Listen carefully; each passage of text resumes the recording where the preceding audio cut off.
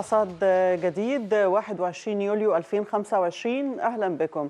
النهاردة بإذن الله ضيفنا في الجزء الثاني من حلقتنا الأستاذ عز الدين الكلاوي، الناقد الرياضي والكاتب الصحفي. هنطرح معاه أبرز المستجدات إن شاء الله. بذكر حضراتكم دايما أنه يمكن متابعة البث المباشر لبرامجنا وتسجيلاتها على maspiro.eg. مستنيين رسائل حضراتكم عبر صفحتنا على الفيسبوك. أبدأ الأول بتهنئة أساتذتي وزملائي وكل من ينتمي إلى مبنى ماسبيرو العريق بالعيد 65 لانطلاق التلفزيون العربي أو التلفزيون المصري. تم إنشاؤه في 21 يوليو عام 1960 في تزامن مع ذكرى احتفالات ثورة يوليو. في 7 مساء بتوقيت القاهرة انطلقت أو ظهرت أول صورة بالأبيض والأسود على شاشة التلفزيون المصري، اللي أصبح منبرا وتجتمع عليه كل الطوائف وساهم في بناء الشخصية المصرية وحافظ على أصالة كل مبادئ المجتمع المصري منذ ذلك التاريخ حتى حين. كل سنة وحضراتكم طيبين، وكل سنة وكل من انتمى وعمل في هذا المبنى طيب بإذن الله تعالى. خلوني أبدأ الأخبار النهاردة مع الكابتن حسن شحاتة. بنتمنى له الشفاء العاجل، بيخضع لعملية جراحية عاجلة ومفاجئة نظرا لحدوث تدهور في حالته الصحية. إن شاء الله ربنا يشفيه ويعافيه. كابتن حسن شحاتة واحد من أساطير الكرة المصرية والرياضة المصرية اللي سطروا اسمهم بأحرف من ذهب فيها. الكابتن حسن شحاتة وضع بصمته كلاعب ومدرب، وقاد المنتخب المصري لكرة القدم للفوز بكأس الأمم الأفريقية ل3 نسخ متتالية في 2006 و2008 و2010 وغيره من الإنجازات. كمان الكابتن حسن شحاتة كان واحد من أعمدة خطة الخداع الاستراتيجي في حرب أكتوبر، لما كانت الصحافة جزء من هذه الخطة وكان في تنبيهات عليها بعمل إجراء حوارات صحفية مع النجم المتألق حسن شحاتة. بنتمنى له تمام الشفاء والصحة والعافية بإذن الله تعالى، ونسمع عنه كل خير إن شاء الله. نروح للنادي الأهلي اللي بيخوض دلوقتي معسكره في تونس استعدادا للموسم الجديد. النهارده كانت أول ودية بيلعبها فريق الكرة الأول بالنادي الأهلي، كانت أمام الملعب التونسي وانتهت بفوز الأهلي ب4 أهداف مقابل هدف. محمد شريف أحرز هدفين وأشرف بن شرقي هدف، ومحمد عبد الله أضاف الهدف الرابع للنادي الأهلي. الودية الثانية للأهلي في هذا المعسكر هتكون يوم 25 يوليو أمام النادي البنزرتي. نروح للزمالك اللي بيحسم الأسبوع المقبل موقف حسام عبد المجيد مدافع الفريق من خلال جلسة. نادي الزمالك بيرغب في الاحتفاظ باللاعب رغم أنه بيحظى باهتمام عدد من الأندية، لكن لسه في جلسة ومناقشات جارية بين الزمالك وحسام عبد المجيد.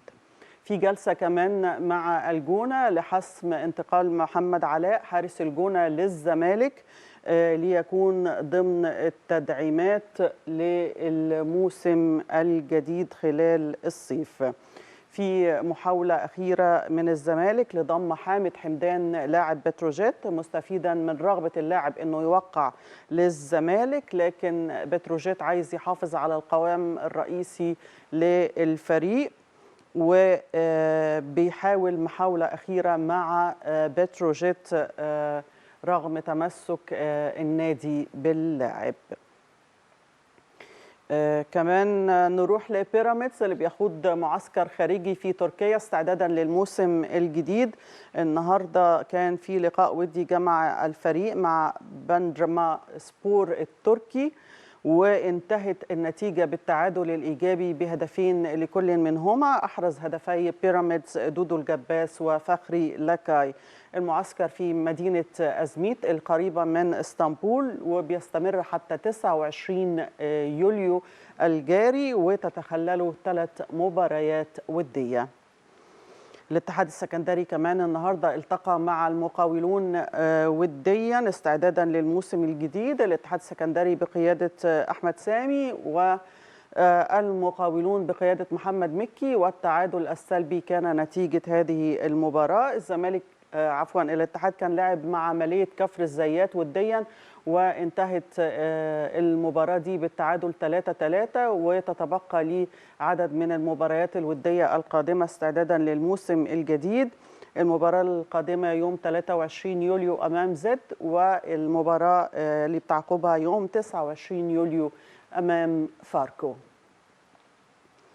منتخب السلة للرجال بدأ منافسات بطولة بيروت الدولية الودية لكرة السلة بلقاء إيراني اليوم. فاز المنتخب المصري 60-59.